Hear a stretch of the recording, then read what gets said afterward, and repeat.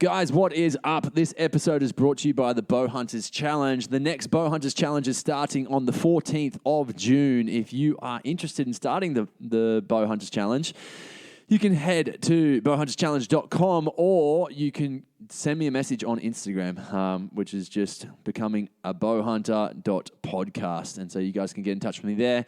I'll tell you all about what is going on with the Bowhunters Challenge. 14th of June is the next one. So if you're looking for a little reset this winter to get you ready for any hunt that you've got coming up, but pretty much just keep the winter weight away, then it's a great little challenge to keep you going. Thanks heaps, team. Hey there, and welcome to Becoming a Bowhunter. I'm your host, Matty, and join me and our guests as we take the quality of meat back into our own hands. Searching the wild for free-ranged animals to harvest as ethically as we can. I interview a variety of specialists from the bowhunting community to help fast-track your journey as a bowhunter. So sit back, relax, and enjoy this chinwag on one of your favorite topics in the world, bow hunting. Team, welcome back to another episode. This episode, I'm sitting with Brett Meldrum. Brett runs a YouTube channel, which is just under his name, Brett Meldrum, and it's quite cool. It's him just going out self-filming. He's got a mix of different videos on there from red deer, fallow deer, right through to goats and pigs. It's really quite entertaining. It's worth a little look out. And what we did in the podcast is really kind of covered over that self-filming and learning to do it a bit more and the amount of, stalks that are blown as well. We covered over some of his gear. We covered over just his life and his hunting experiences in general. And realistically, it's a good little talk. So I hope you guys enjoy this one. Outside of that, hopefully we'll have some more podcasts coming your way. I hope you're having a great time. Hope you're getting out hunting. As always, I hope you're at least flinging some arrows if you're not. Thanks heaps, team.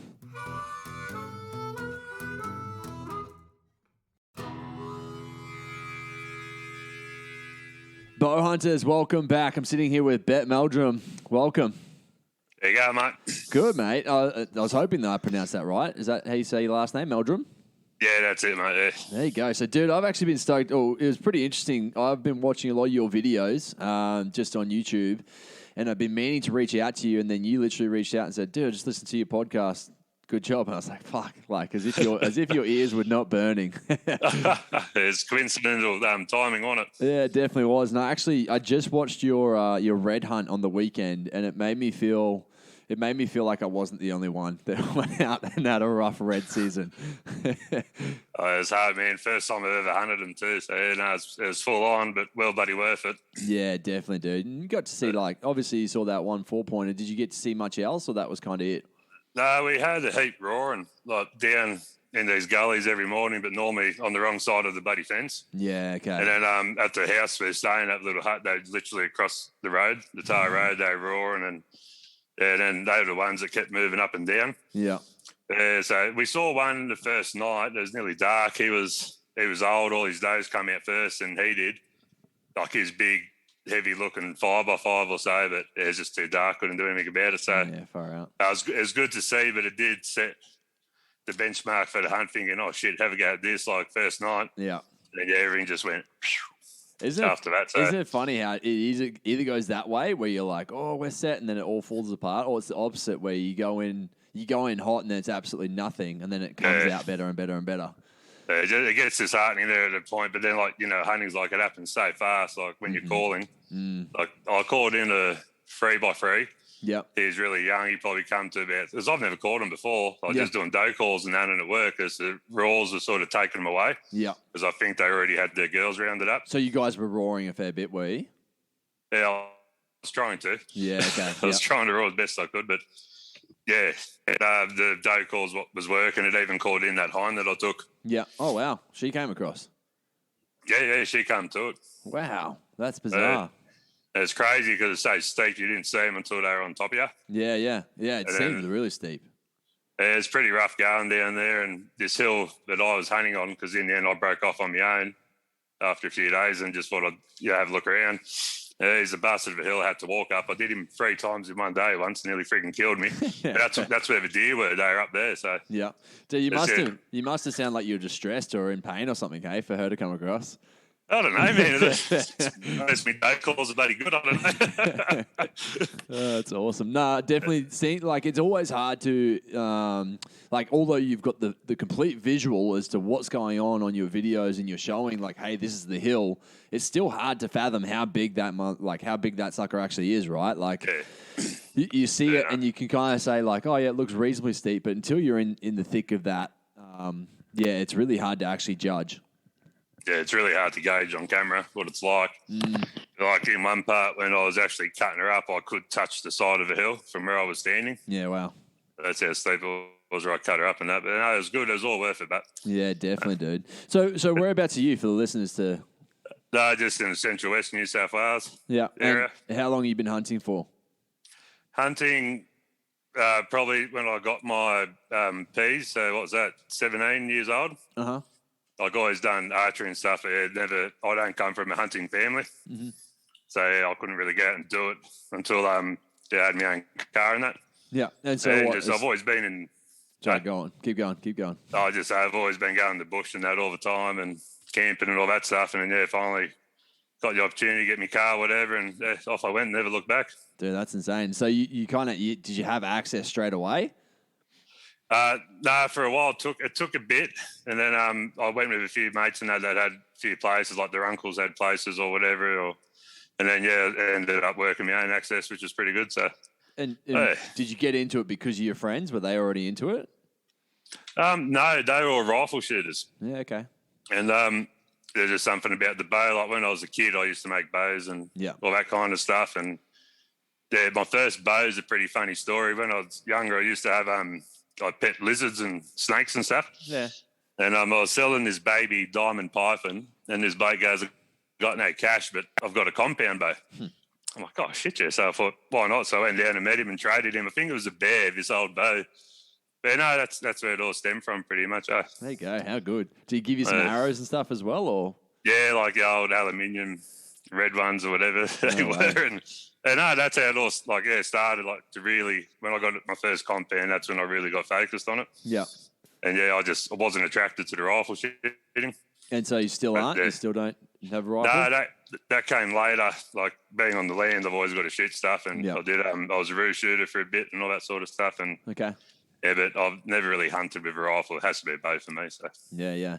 Dude, I was actually talking about this with my last guest, and his dad was a roo shooter. Like a lot of the kangaroos here in Australia that you guys shoot, were they going straight to? Are they Australian shopped then? Like pretty much the meat goes to Australia, or does it get shipped overseas? Mainly Russia. Yeah. Okay. A lot of us going over to Russia as well, and more European than anything from memory. Were you doing pigs as well, or was it all just roos? Yeah, did a fair few pigs. And that was all Eastern Europe as well? Yeah, mainly, Germany and that.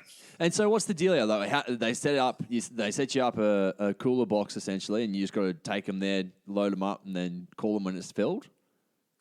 Yeah, pretty much. You got your tagging system. They give you tags and stuff, and you got to take them in at night, weigh them, and put them in the box and stuff. And when the box gets cleaned out, like when the truck comes to take it all away, that's when, they'll go through it and he shot this. Yeah. Everything gets checked, passed, all good, and then, you get your check. Yeah, okay. And so you get a check based on how many you deliver, or is it on weight? Yeah, per kilo. Per kilo, yeah, okay. And do they account for like bone or anything like that? Yeah, that's no feet, no tail, no guts, no head. Yeah, okay. So, and then the rest of it they weigh. I remember watching a video of a guy, and I'm sure you'd probably be much the same now, like doing the actual skinning, taking the feet off, taking the tail off, like doing everything. And it was so quick. And he's pretty much done. Yeah. You get to the point you can do it with your eyes. Yeah, I can imagine. And so being on the property, obviously now is a good time, but did you guys suffer, did you go through the fires and stuff last year? No, not last year, but I think it'd be 4 or 5 years ago now, we had the biggest fire in the state just behind the place here. Mm-hmm. And that was pretty full-on couple of months just constantly fighting that fire and that. So I'm a real firefighter as well. So yeah, okay. But we were good this year. We didn't get any this year or last year. So that was, I think we only went to one last year, and we got on top of it pretty quick. So it was good. Yeah.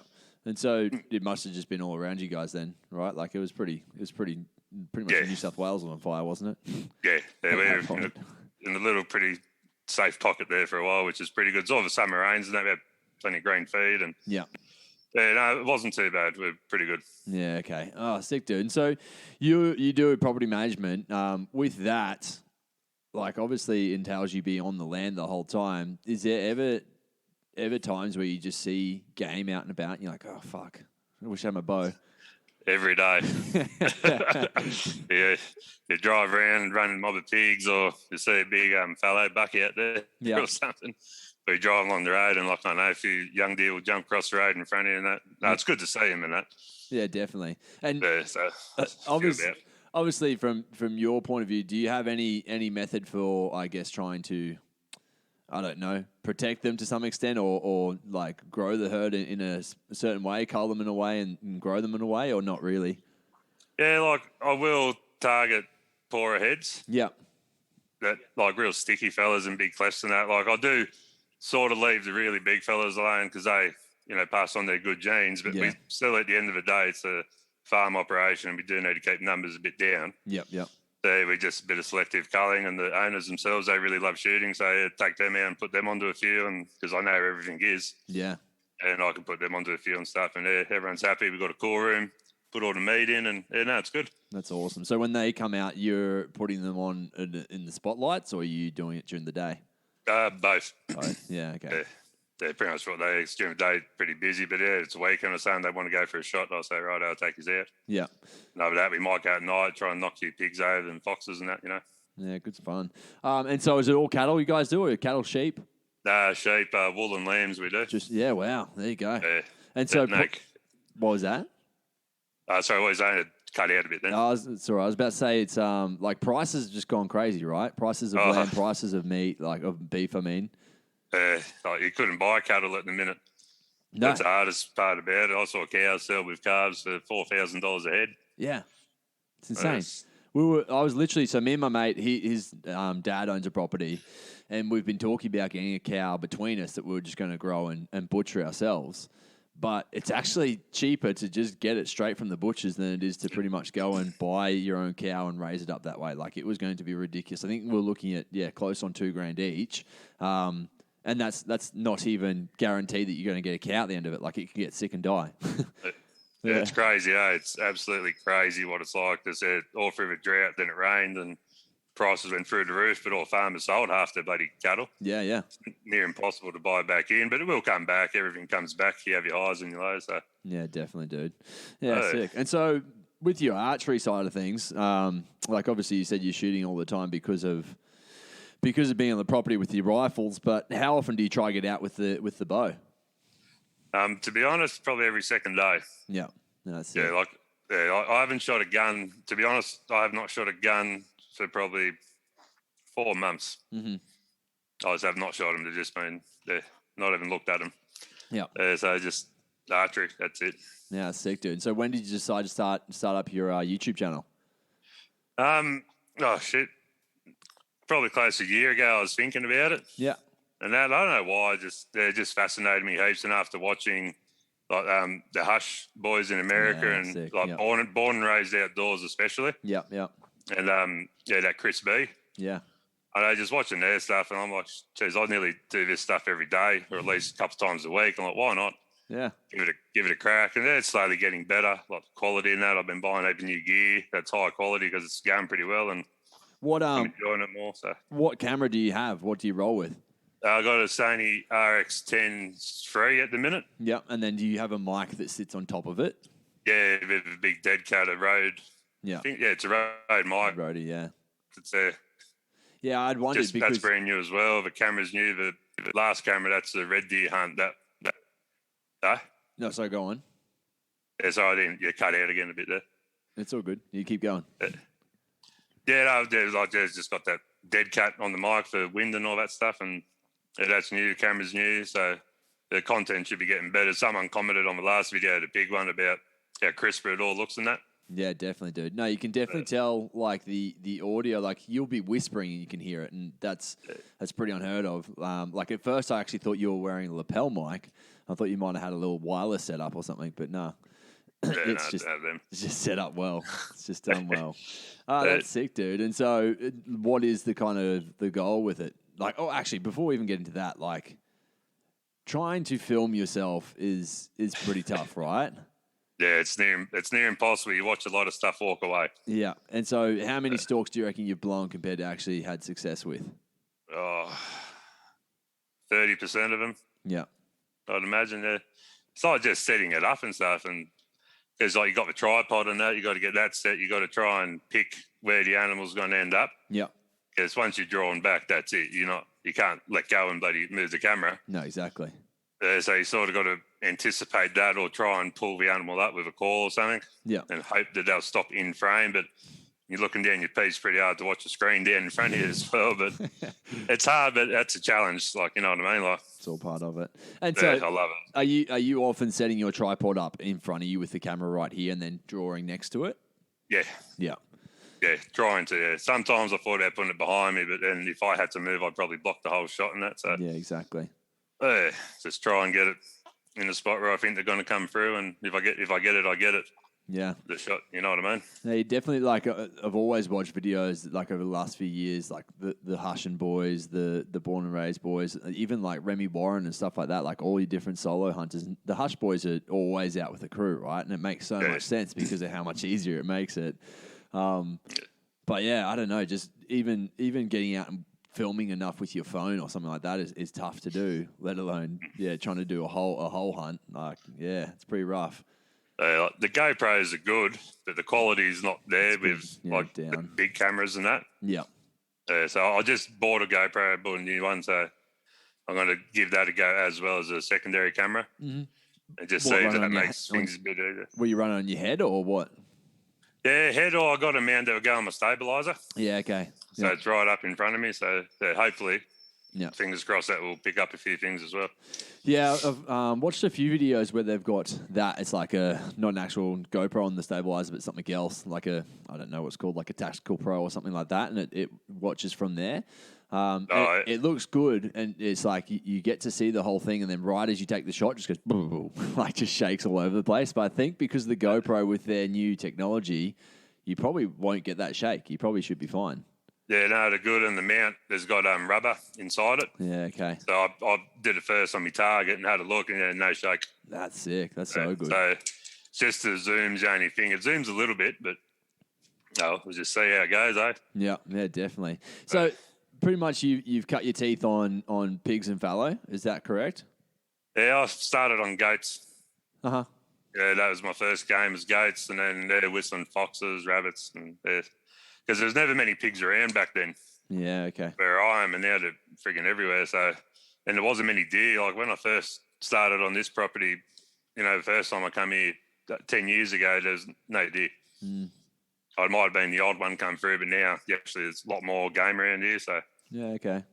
It's interesting, isn't it, how the herds obviously move around, and I wonder if is it within the last few years after the fires or anything like that they've come your way, or? Yeah, that sort of spread them out a bit, but we're making conditions optimal for them because we're planting new pastures, we're putting in oak crops, we've got water troughs everywhere. Yeah. Like we're giving them everything they need. Like people got grain feeders out. Like that brings pigs in like crazy, putting a bit of barley grain out and that. Yeah. But everything we do optimises their habitat, like as farmers. So that's why I think their numbers explode the way they do and stuff. And your oak crops, are they purely just for the sheep, or are you actually growing them out? No, like I'll graze them 2 or 3 times, and then if the weather's good, season's good, I'll bale it for hay. Yeah, okay. Yeah, don't really strip oats here because I know you probably flip a header if you bought one out here. Yeah, okay. it's pretty steep and wild through here, so yeah, it's not enough planting it with a tractor without rolling it, let alone having big headers and stuff coming in. Yeah, okay, there you go. And so with that, like something I've seen just recently. I've seen it a while ago, but seen more of it is wild sheep. Have you ever come across wild sheep at all? Yeah, heaps of them. Heaps on your block. Or just about an hour or so away from here, where I go fishing at a dam, you'll see a lot of them around. Yeah, okay. They're just probably mismusted or anything. They got big fat tails on them and stuff, and heap of wool. So just ridiculous amount of wool, right? Yeah, I know there's a lot more of them popping up. That's interesting, isn't it? It'll be interesting to see. Like, could say, what's a sheep breeding cycle? Is it kind of similar to cow? Like, 5 months gestation. Okay. So you can probably, if the season's good, probably get 2 out of them a year. Yeah. And they can have twins, triplets, quads. So that's the same as goats, isn't it? Yeah, they're not as prolific as goats, but okay.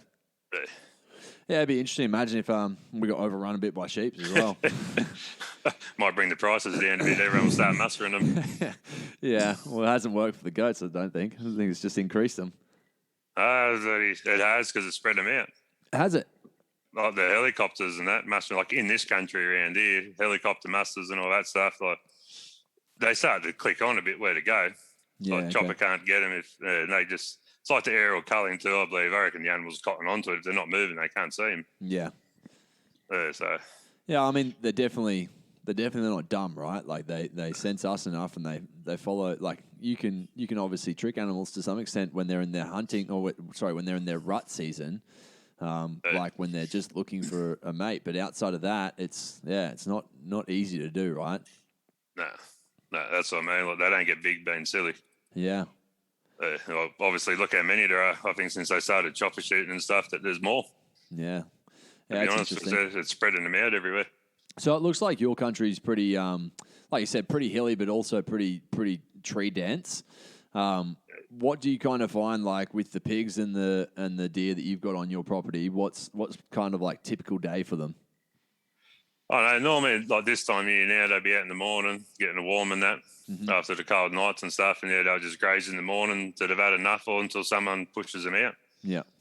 Or like if you drive past, they hear a vehicle or something, they'll piss off and that. But other than that, if left alone, they'll hang out for a fair while. I was starting to get them on camera throughout the day too.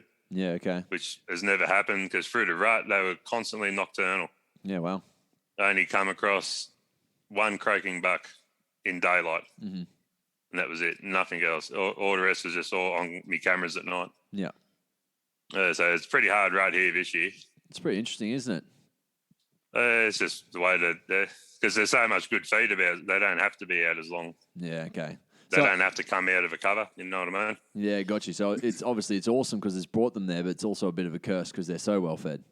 Yeah, that's right. And they don't have to go out in the open and graze for long periods because they're getting filled quicker, so they just piss off straight away pretty well. Yeah. And so are they mainly feeding just on the oats before you've done anything to them, before you've fed them down or anything, or are they going out and getting into your grain buckets and stuff? No, they just see them on the pastures and the oats, really. Yeah, yeah. They're just in quiet spots that I've had spelled for a while with no sheep or anywhere near them. But once you put the sheep in, it'll sort of push them out. Yeah, okay. We've often talked about chucking a corn feeder on my block, just literally just down in the corner somewhere, just chucking a corn feeder, just spits it out every once in a while, just to try train them up. But I don't know, part of me also doesn't like that idea at all because then it's just it ruins the hunting side of it, right? Like it's literally you just go there and that's where the deer are. I don't know how true that is, like whether that's exactly how it would play out or not. But yeah, I don't know. I'm not sure if I really want to or not yet. It's like what the Americans and that do, Like, yeah, exactly. Have their ground blinds and stuff. But I don't know. I reckon I don't see the deer here going for corn. Okay. Deer grows corn around. Yeah, true. I don't know if they even know what it'd be. I guess if they found it and got onto it, they might stay on it. But make it real smelly corn or something. Yeah, if you put molasses and stuff in it, that might draw them in. I reckon you'll get pigs cleaning it up pretty well, but that might draw the deer and seeing the pigs on it. Yeah. Have you seen them mingle much? Yeah, I've had was it last year after the rut when all the bucks started getting back together, just in the open paddock, they were all just standing there. There's about 7 bucks and one about 100 kilo boar. They're just standing there staring at each other like a bloody standoff or something. And I don't know, it was the weirdest thing I've ever seen. There you go. Pretty odd. And so being out there all the time, like getting to see the pigs as well, like are they pretty much the same? They're pretty nocturnal for you there, or are they out and about a bit more? They don't really seem to live here too much. They seem just to travel through all the time. Uh-huh. And normally when you come across them is when they're on the move. Yeah. Like it's very rare to catch a meeting or catch them having a wallow or anything. It's they're either travelling or you luck on them driving the ute or something, and you'll just spook them out anyway. But when you're hunting, it's very hard to come across them.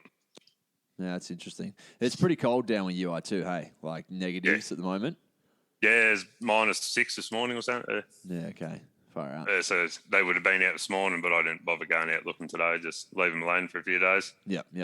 And so usually once you bump them or something, you'll leave them for a few days before you head back? Normally if I bump them in the ute or something, they get to know the ute. Yeah. Or the two-wheeler, and I'll just keep going past them and that. Mm-hmm. But of course, I'll look and keep note of where they are and what time it is. Yeah. And that, normally, like, you'll see them just, belt into the fringe a bit. Yeah. And I'm pretty sure they'd come back out after I was long gone. Yeah. But like deer tend to run into the scrub, they'll always stop and look back. Yeah, okay. And when they look back, it's like, if you just keep going, they're pretty much happy days, I reckon. Yeah. Yeah, it's interesting. The reds on the block that I go to they're pretty used to the car now. They don't really move too much unless you get pretty close. Then they'll be like, oh, okay, it's time to move on. Yeah. But outside of that, like you'll drive past in the farm truck and they don't care. They just watch you. Yeah, it's like the cows looking as you go by. Or if it's feeding time, they'll come bloody charging at you. Yeah, exactly. And so with your camera setup, like have you tried to figure out a bit of a method with it, or are you just pretty much sticking to game trails and that's it? It's like I put the cameras this year on scrapes and stuff, and like the trails now I can sort of see them a lot better where they're coming out to actually have a feed now. They're trying to bulk up again. Yeah.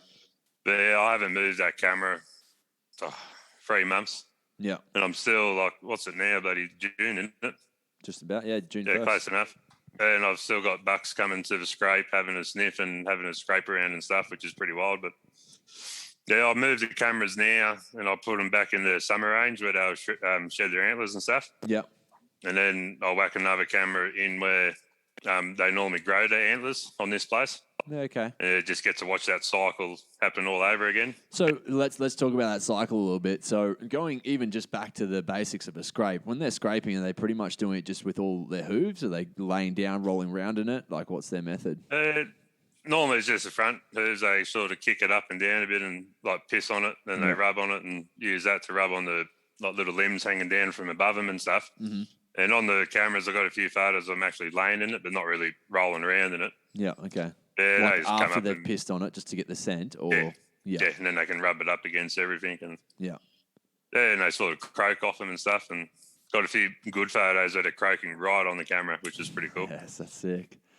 With the mist as well, or the you see it coming out of them, mate. That's so good. It's pretty wild, and they look good. Yeah, and then so whilst like obviously during the rut they're hard antler. Let's kind of take it from the rut onwards. When do they start to drop antlers from there? I think around here, normally like November, December-ish, you'll see them gone. Pretty common across the board, right? Yeah, or like October. October-ish probably normally. Yeah, and what are they like? Do you just kind of find them? Have you found many sets or anything like that on your block, or? I've found one set.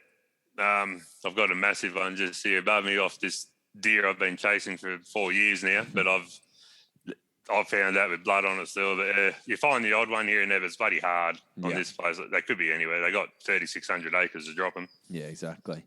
And like, so like of outside of sets, have you found just many around? Yeah, I found a few. I actually found two before the rut as I was walking around scouting. I found two. Yeah, one good one, and one little spike one, and that on the fence line. But typically they'll be on the fence line or near the dams and that. Yeah, because when they drop down to have a drink or where they jump fences, especially. Yeah, but it's funny. I've tried that method. I just go. I look all the time for sheds, and I never find shit. When I was in Queensland, that's all I was doing pretty much. If I wasn't listening to deer, I was looking at the ground, just looking everywhere for them. Yeah, I think on my block I've found one, and the owners, they've been there for a few years. They've found a fair few, and I don't remember if the story was that my uncle drove over a set on the tractor or on his ute, or if it was one of his mates that did, but drove over a set of sheds, or it was just one, and it popped the tires. So yeah, I can't remember if that was him or if it was one of his friends he was telling me about one time. It was a long time he told me, but yeah, that's I don't know whether it's a good luck or a bad luck one. It's good to find one, just a bad way to find it, I guess, exactly. or expensive way. But yeah, I guess that's a better way to look at it. You see a few of those pictures in America that have driven over whitetail sheds and that with tractors and stuff, and they pierce straight through them, and that'd be a bit expensive to replace. But freaking oath. Yeah, I heard of one guy down south somewhere who had a deer farm, and he would collect the velvet off them, and then he'd just stockpile them, and he ended up burning them all because he's like, I've got no use for them. Then found out that you could sell them for dog food now, for dog treats. And he's that's crazy, like $25 a kilo. Super ridiculous. Yeah, exactly. So he's like, fuck, I just burnt gold. Lost it all. My shed pile was actually fair size. I was like, shit, I might be able to cash in here, but I can't give them up. I like them too much. Yeah, exactly. I feel like they become a bit of a party. My dog actually started chewing on one of the first sheds I ever found. I was so gutted. I was so upset. Sick. So from there, they drop them November, October, and then how long is it till they start to pop through again? I think it's pretty much straight away. Oh, really? That's what pops them out, I think, as they're starting to grow out again. Oh, no way. And you just watch them go from little knobs and into like little twos they look like, and then they'll just keep flaring out. Isn't it so insane what they can grow in a year? It's the only animal in the world that can grow bone externally from its body too, I believe. Yeah. Which is pretty wild, like something that we should be looking at, like researching and stuff, way, like the stuff that goes into it. So like bone cancer and stuff, we could start growing it all, Well, I know, like for years, there's been companies that do elk antler as a supplement, and so they'll go and I don't know exactly at what point they get the sheds essentially and turned into a supplement for bone health and for it's like using the collagen and using the like the joint health and whatever else you'd get from it. But yeah, it's pretty interesting stuff. It is pretty extreme just to see how big they can grow. Oh, those elk are bloody crazy. Yeah, the size they can get. I saw one massive red deer out here that a fella shot, and I think it had to be an escapee or something from a deer farm because it looked a bit elkish, but the antlers were just freaking amazing. I've never seen red deer on the ground before. Its antlers, and I was crazy to see it. Yeah. How big this thing was, but pretty impressive stuff. And it's crazy because you see them out in the wild, and because they're a pretty big animal, like they don't always look like they've got a huge bit of headgear on them, and then you get close to them, you're like, wow, actually, no, that's a lot. Yeah, when you get them on the ground, it looks pretty good. Yeah, definitely. And so with the fallow, are they pretty much the same as the reds in the fact they'll just scratch to rub off the velvet? Yeah. Yeah. And so essentially it takes like they get to their from foot what size, I can gather around here, it gets hard and they just scratch it off. Yeah, once it goes hard, they start rubbing. Yeah, okay. They'll disappear when they rub out. Yeah. And they'll go from there to rutting grounds, pretty much. Yeah, far out. And so some of your gear that you've been using, like I saw the other day you just retuned your bow. Is that right? Built a new bow. Built a new bow. Yeah. What do you got now? It's another Athens. It's the new Athens Vista 33. Yeah. They're the American company. They're not like what you call your flagship company, but they're getting up there and they make awesome bows for the money. Yeah, okay. Like the one I got now, the Ridge 32, it's last year's model, and I've pretty much everything you've seen taken on those videos is taken with that. Yeah.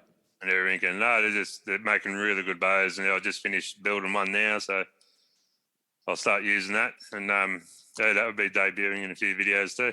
Good. So in regards to building it out, like they just send out as a bare bow and you had to just chuck everything on it? Is that what you mean? Yeah, like I'll do it all myself. Yeah. I don't take it to archery shops or anything. I'll take it to my mates who sells the bows. At these places, he's got a press. I don't have a press yet, but I've ordered one. Yeah, sick. Yeah, we just build the bows and stuff. Yeah, it's good. Yeah.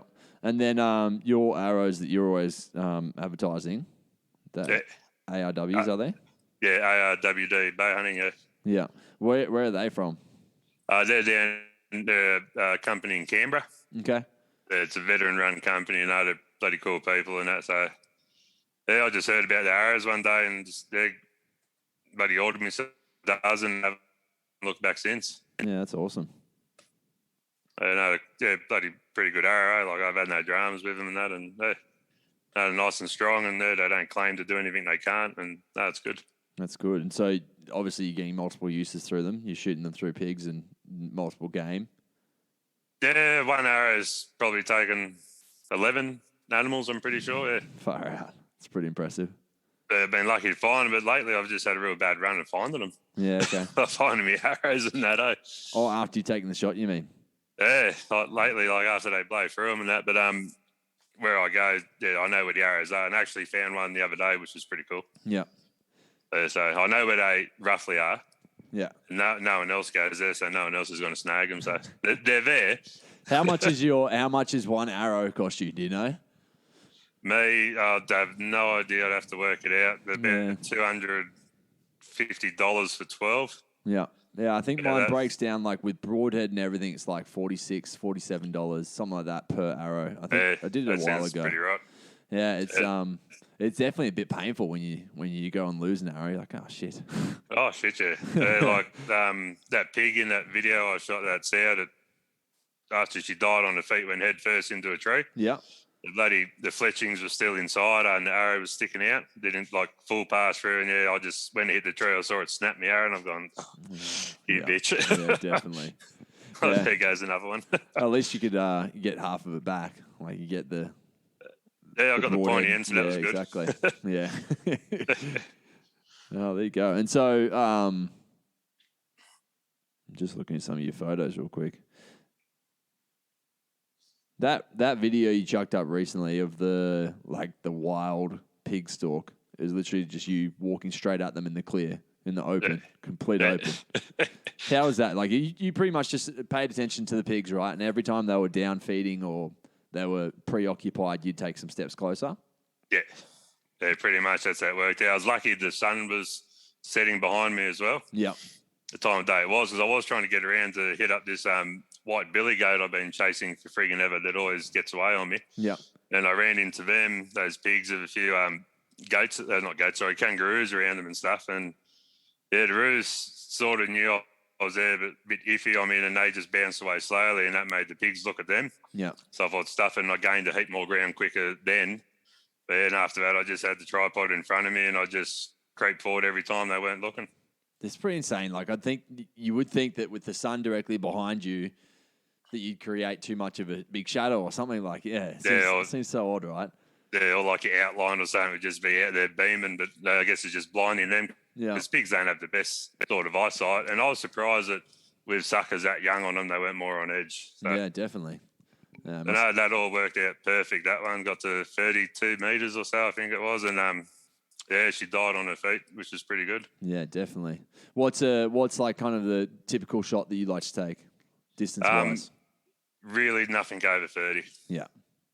Like I've got the bow, the sight tapes and stuff. I can punch it out to 100, but I'd never shoot animal or nothing like that. If it's animal, it has to be 30 or under, regardless. Yeah, good stuff. If it's 40 and it's the biggest thing in the world, it can keep walking. Like there's a photo of a red deer on that my Instagram, and I was only 50 metres off him, and I know I can shoot 50, but there's no way in hell I'd do that on an animal. So no, especially if they're any what aware of you, right? Like.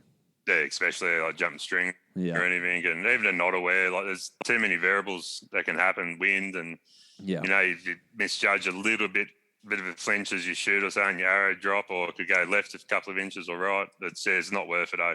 No, not at all. And so your sight, what do you have? Do you have a single pin slider? I got a 3-pin slider, and the bottom pin's my slider. So it's 20, 30, 40, and then I'll slide from there. That's the same as mine. What brand do you have? Sword sights. Okay. They're American mob as well. I was going to say, I don't think I've ever heard of them. They're bloody awesome sights, so definitely worth having a gaze at there. There you go. And so you're, I'm looking at it now, just zooming in on one of your shots. You've got 2, 3, 4, 5, like 2, 3, 4, 5, 6, 7, 8, 9 down the side. Yeah. Where your slider goes. And so what's the go there? You just know what numbers you need to be on for you to be 20, 30, 40, 50? Yeah, well, that the needle should be on 40. Yep. Right, so then my top pin and middle pin are like 20, 30. Got you. And my bottom pins 40. I just leave the needle on 40. Yeah, gotcha. I don't have to touch anything for all my pins. But if I'm target shooting, I adjust it from the 50, 60, 70, whatever, and the bottom pin becomes the slider. Yeah, yeah. So it's the exact same setup as mine. I've only got out to 60 is all I've ever bothered doing. So I'm not going to do anything more than that. Or not that I take a 60-meter shot anyway, but just for actual practice and getting better at that stuff. And so what's your total arrow weight? Do you kind of roll the same arrow all year round? When they sent out that last dozen of arrows, it had on it 430 something grains, but I don't think that's with a broadhead. And my broadhead's 125, so they're pushing probably 550, I'd imagine. Yeah, okay. That's just all year round, regardless. Yeah. I think realistically for Australian hunting, like we pretty much can get around with one setup, apart from if you're going after buff. Yeah, but the way the bows are these days, how fast they bloody travel. Yeah, like speeds, penetration, along with like good shot placement and that. But yeah, definitely. You can beef them up at the front a bit, and all you got to do is just if you got a sliding side, you just have to drop him down a bit more, I guess, for the arrow drop. But yeah. Other than that, like arrows these days, 550 arrow easily, I reckon, go buff. Just put a 2-blade up there for a bit more penetration, whatever. And do you have yours fixed 2 blades that you use? Free blade. Yeah. And how heavy? 125. 125. You just said that actually. Yeah. Okay. And so they leave a pretty good wound channel and everything. Yeah. Oh shit. Yeah. I reckon they just a bit more cut opens them up a bit more and a lot more blood on the ground. Yeah. Yep. Definitely. Yeah. Since using like 3 or 4 blades is definitely kind of, especially on pigs, it's definitely made me think that that's definitely the way to go here in Australia. And I know there's plenty of people that use 2 blades and do a really good job of that, but just from what I've seen, it makes me very confident knowing that there's a lot of blood with those shots, you know? Yeah, that's the thing. I was running 2 blades a couple of years ago, and like that big buck I shot, no blood whatsoever, but I saw it drop. Yeah, so okay. That was pretty lucky. There's bugger all blood, but just sealed up too clean. Yeah. The way it whizzed through them there. So I've gone from that day I went back to 3 blades. Yeah, wow. And so you said that you guys keep a lot of the meat yourselves? Oh, shit, yeah. Yeah. Yeah. And so always eating it and going through it all? Yeah, I still got a little bit of that red deer left. I think I got one more bag with about 2 kilos in it. So good. How'd you cook her mainly? Mainly I just steak it, Yeah, okay. And just put a bit of seasoning on it and in the grill pan. Yeah. Good to go. Away you go. I found it to be that bloody tender. It doesn't really need much more done to it. Yeah. So they're a heap better than fallow deer. Fallow deer, I'll normally eat the back straps and the rest of it I'll just mince. Dude, that's so funny because I've always thought that fallow deer were way nicer than red deer, but I've only tried them a few times. So red is where it's at, eh? Yeah, there you go. Because, obviously everyone always says that Chital is incredible and Samba is super good, but yeah. I think it depends. Like, did you hang her or do anything with her, with the meat? The one in Queensland, no, I carted it out and we took it back to the hut and we just cut it up and it went straight into Ziploc bags into an angle. Yeah, okay. And then that was in there for a whole day and a night, then drove 13 hours back home and took it straight out and put it in the deep freeze. Yeah. Yeah. And that was it. Because that was pretty much what I did with my red too. And she was super nice. I did a lot of her sausages or mince and stuff as well. But I actually just got given from my cousin's husband the other day. He gave me a little leg roast off of his stag from this year. And he hung it just in his fridge for, I think, a week, he said. And dude, it was so tender. It was crazy good. I was not expecting it at all. Like I was, especially being a stag in the, like from the rut, I was expecting it to be pretty gamey, but it was just beautiful. If you got the opportunity and the facilities to hang it and stuff, it's awesome. Because here on farm, we butcher all our own lambs and all that sort of stuff. So we got a walk-in core room and stuff. Yeah. So if I take a fallow, I'll gut it, take its hocks off and its head off, and I'll hang it with the skin on for a week to 2 weeks. Why with the skin on? I don't know. Like around this area, there's 2 deer farms sort of around this region, and one of the blokes, he's an old Kiwi fella. So he come from New Zealand, that like red deer expert, this bloke. Yeah. And he told me how to hang him and stuff, recommended. I'm like, well, who else better to Nova Yeah, and exactly. him. Yeah. And it's just the way it sets, I guess. Yeah. Does it make it pretty tough to take the skin off later? Yeah, it gets a bit more technical, but it peels off a lot easier, I reckon. But on the rump, it sort of sticks a bit. Yeah. And the meat goes that soft, it actually might peel the meat off with the bloody skin. So you got to be pretty careful. But I punch skin off. I hardly use a knife on it. Yeah, okay. And I prefer to use my knuckles and push it through. Dive through, yeah. Yeah, and so, I mean, like, do you keep any of the hides or anything of your fellows?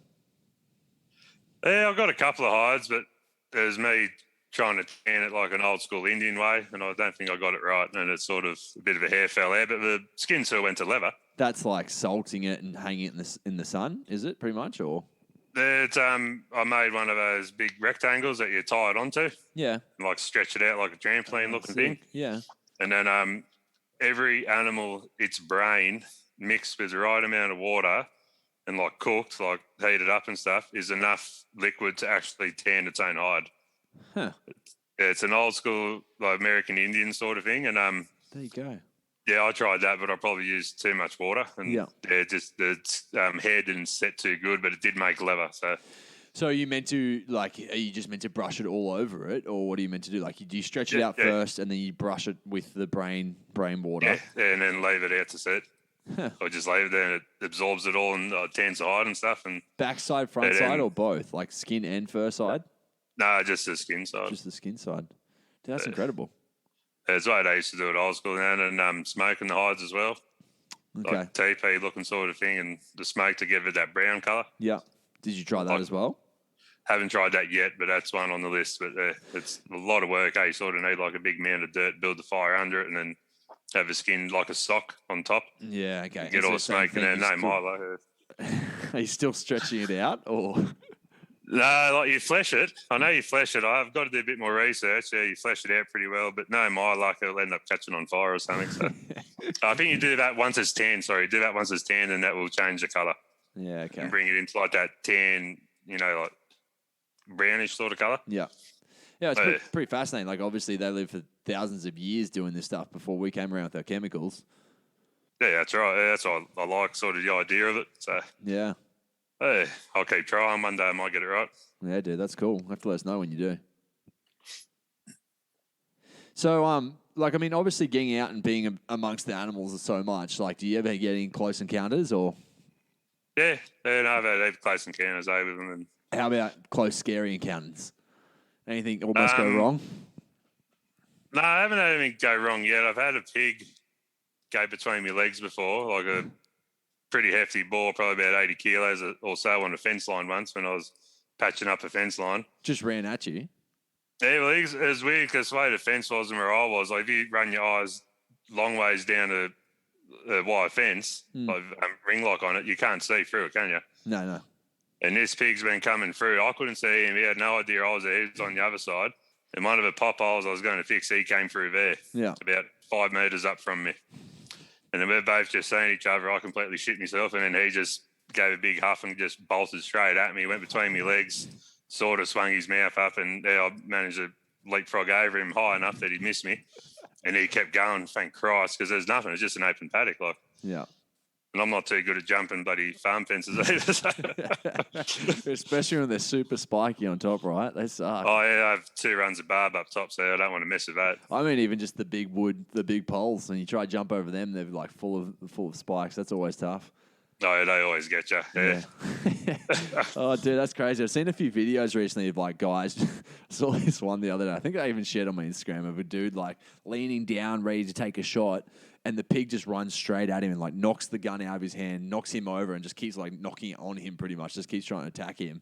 Like, oh yeah, I saw that one. Yeah. Yeah, geez, stuff like that. Like, I don't know. It's hilarious when you watch it, but at the same time, you're like, fuck, I'd hate to be in that situation. Yeah.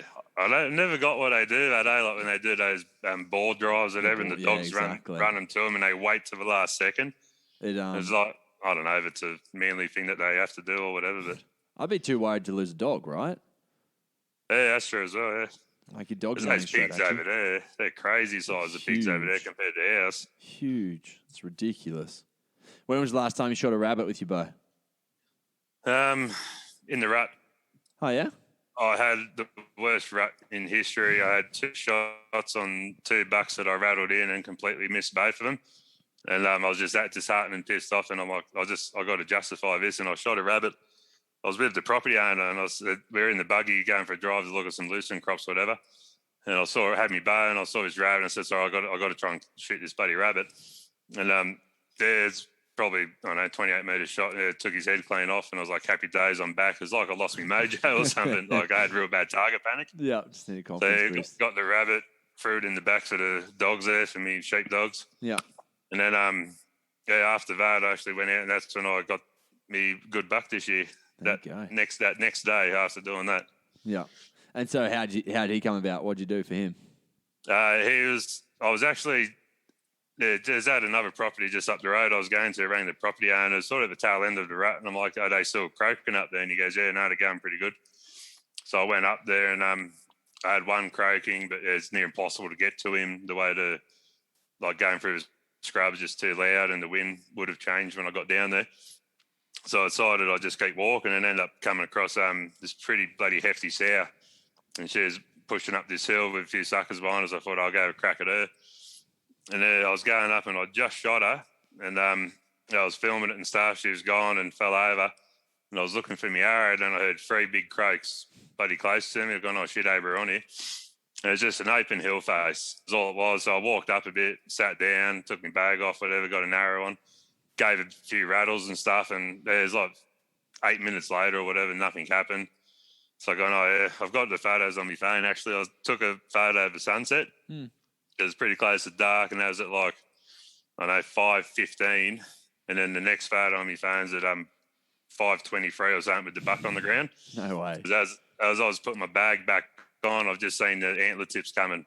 I've gone, shit. So I quickly got another arrow out again, and there dropped down to one knee and waited, and he come perfect broadside, and I guessed him at 20, and he looked behind him, but as he did, he looked away from me. Yeah. And he just left it all exposed open, had a heap of time, just got me bubble perfect on my bow, and just floated that pin straight on his heart, let it go, and he dropped, I don't know, 30 metres in front of me. That's picture perfect. So that was pretty incredible feeling. I didn't think it was going to happen this year, but finally made it happen, so that was good. How much time do you reckon you actually put into the rut this year? Just on fallow, kilometres would have to be an absolutely ridiculous amount.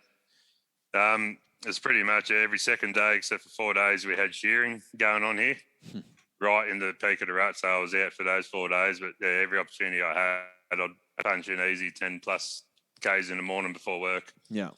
Just trying to find them and stuff, and as soon as shearing ended, we had a couple of days off, and I spent 3 days straight, sun up to sundown. Just isn't it crazy, right? Like, it just proves how much time you really do need to be out there. Oh, that's the thing, and I had it pretty covered because like living on the place, but when they started rutting, everything was just totally different. This year, they completely changed. Like I said, I only saw one actually croaking during the day. That was it. Yeah.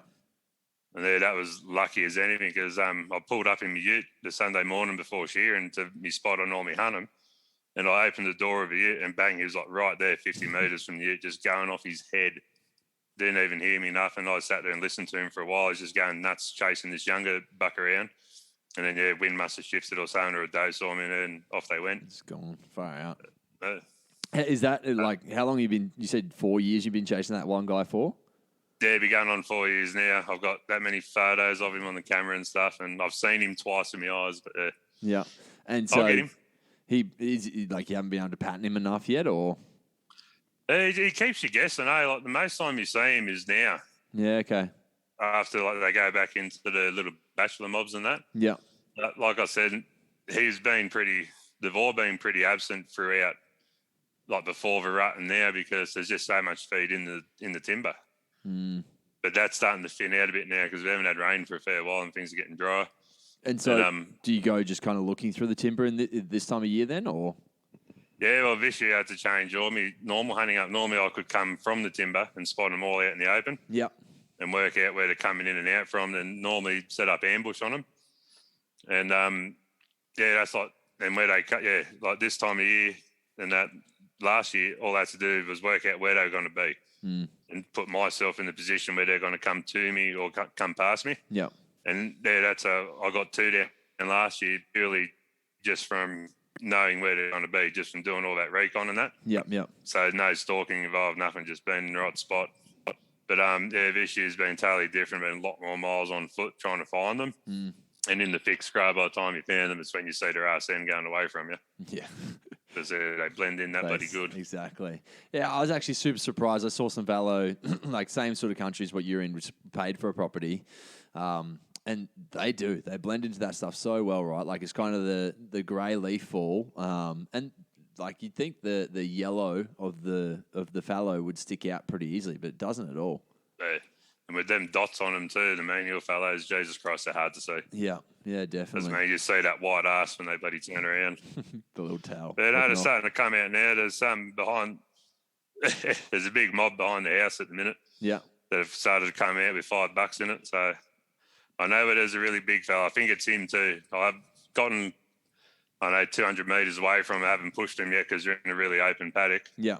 And, I'm just sort of watching them, see where they go and where they come from and go to. Yeah. And I'm pretty sure he's with him, so fingers crossed. Definitely. I might be able to put myself in between him and where he's going. Yeah, it's interesting, right? Might like get him. Having that time, like it gives you the time to be patient with them, but also it's like how long do you give them? Like obviously right now they're just refeeding, right? Like that's pretty much the next month is just refeeding. Yeah, just putting condition back on after the rut. They're starting to break off into the bachelor mobs now, and then they'll go shed and go back to the summer range where they grow to antlers, and then they'll want to kill each other again. And it's just the cycle, eh? Like if you don't get them this time, you go, well, I'm going to have to wait till next year. Next year. Well, dude, this is actually my favourite time to go out hunting reds, like because this is when they all bachelor up, and it's just you get to see all of the potential around that you've got in your block. And not obviously the same guys that are hanging out all the time for your rut, but it's just interesting to kind of see all those guys all together, and they just hang out. They all every once in a while they have a little scruff, they have a little head knock, and then they'll get back to just eating and hanging out. But yeah, I'm actually really excited. I'm going out in a few weeks' time to try and get back onto the reds, so fingers crossed. Yeah, that'd be bloody awesome. Yeah, I've heard a lot of people say that they prefer hunting reds post rut. Yeah. And they start to get together, once you find them, then at least then you've got time to, make a game plan, I guess. They just seem mellow. Like, they're just chill. They're they know they're just there to refeed. They're just hanging out. Like, the last 2 years, I've just caught them in the open, just hanging out in the fields, like you're pretty much talking about with your bucks there. Yeah. And they kind of, I don't know, like the last 2 years, they've moseyed up and around. And it's funny because you said that your rut was different this year, but so is ours. So I'm intrigued to see if they are there still and still doing the same thing, or if it's going to be completely different when I get up there, kind of this June. I think the rut, I think they'll change their habits of what they had to do, but with the growing, of their antlers and stuff, I think they'll pretty much stick to the same ranges and stuff. But yeah, okay. But who bloody knows? If it goes dry again, they'll just keep going to where the best feed is. But I have had them in the drought stay in that one paddock growing their antlers as well. But yeah, I know they're just one of them creatures, eh? They're pretty patentable, but they always keep you guessing, which is why we love hunting them, innit? Yeah, exactly. Makes it so much better with the bow too, because of the multiple close encounters you get to have. Like I said, that massive buck, I sat there one night for hours and hours watching them after they were in hard antler. I'm just watching these younger ones out there, and I'm thinking, I've seen this big fella come out from your left, and just where I was sitting, it was just out of vision. And then when I've had enough, I got up, and there he was right there, probably 15 metres from me. Yeah. He's looked at me, I looked at him and went, oh, shit. Always the way. Off he went, he's just too smart, the big bugger. But we have a relationship, me and him. So I know, I'd love to get him, but it'd also be pretty bittersweet sort of occasion, won't it? Yeah, definitely. Because then, the 4-year hunt, it would be over.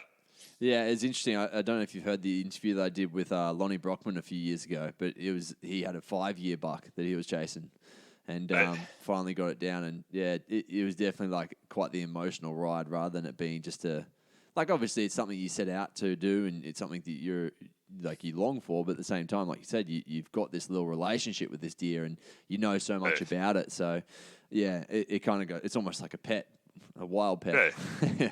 And that's like this difference with bow hunting is you have that more intimate sort of level with them. Yeah. Because everything's so much more up close and personal, you know what I mean? Like, yeah. Like the way you got to hunt them and you got to be in that certain distance. Yeah, and stuff. Definitely. It was interesting actually on one of your recent videos. So, it's sort of, I know. Sorry. It's there's obviously a bit of a lag, but yeah, I was just saying in one of your recent videos, you're saying how you're quite an aggressive hunter.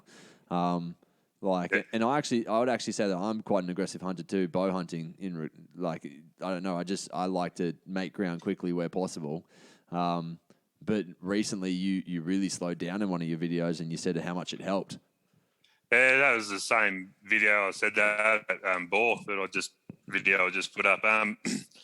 Like when I'm aggressive on deers, like during the rut and stuff, like I'll rattle hard, I'll call at them hard, and I'll push around a bit pretty hard as well. Like make a bit of ruckus and stuff, so they do think I am another deer there. I'll smash a few trees up and try and stir them up pretty much. But like any other time of year, if I can't see stuff, I'll just go slow as slow. Yep.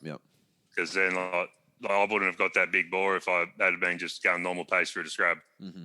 It's like if you can't spot something, you're better off just to pull the gears down a bit and just go slow as. How often do you stop and just sit down? Oh, a lot. Yeah. And like it's hard in this country to glass because the hills is just so hilly and stuff. You can't see much because you got many hills in front of you and stuff. Where you can glass, I'll sit there for hours and glass if I have to. Yeah. No, it's much the same as the land I'm on. It's like, there's just too many hills in the way or too many trees. You just can't, you never get a clear view properly. Yeah, it's near impossible, like opposite faces here and stuff, and you can't really pick through it all. Yeah, unless I was to hike for, I don't know, an hour before I went and actually tried hunting every time and just sat at the top of this mountain and looked over the ranges. And even then I still wouldn't see everything. It'd just be, you'd see the open faces and that would be kind of it. And that to me just seems like a bit of a waste. And I don't know, maybe it's not. Maybe I'm incorrect in thinking that way. Maybe it's something I should do one day. But yeah, I don't know. Yeah, that's the thing, mate. It's something you got to try, I guess. Yeah, definitely. I just know here a lot of the time if I sit long enough, I'm pretty sure something will come out. Yeah. But yeah, like sometimes it works, sometimes it doesn't. You might luck onto something, just stomping around and bang, perfect opportunity and into it. Yeah. Well, that's happened a few times, but yeah, if I can't see what I'm hunting or can't spot anything, I'll just slow right down. Mm-hmm. So I don't, stir the place up or nothing. No, dude, that's cool. And so, what's the ambitions with the videos? What's the goals? Anything kind of? No, I just love sharing it and hopefully entertaining people. Like hopefully people liking them and stuff. And I just want to keep making them better and better. Yeah, no, I definitely do agree. It is entertaining. It's quite good just to, I don't know, I think the more bow hunting content we can get out there, the better. Realistically, it does show from a good light, like, hey, this is what we're doing out there and this is what we're trying to enjoy. And obviously a non-hunter watching something like that, they might not understand it, but seeing the different bits and pieces of, hey, this is just you getting out in the wild and actually enjoying nature a bit more. It's not only like, hey, here's a kill shot and that's all it is. It's right. Kind of a whole adventure that you're going on each time. It's cool. I like it and I really recommend that everyone should jump across and look at your page. Is it just Brett Meldrum on YouTube? Yeah, just Brett Meldrum, but Brett with 2 T's. Yeah. Some bloke message the other day saying he subscribed to some fella called Brett who looked like a real creepy bloody bloke with only 1 T in his name, so no, it's Brett with 2 T's. Not creepy Brett. Nah, not creepy Brett. I've got more hair than that fella in the thing. Yeah, that's awesome.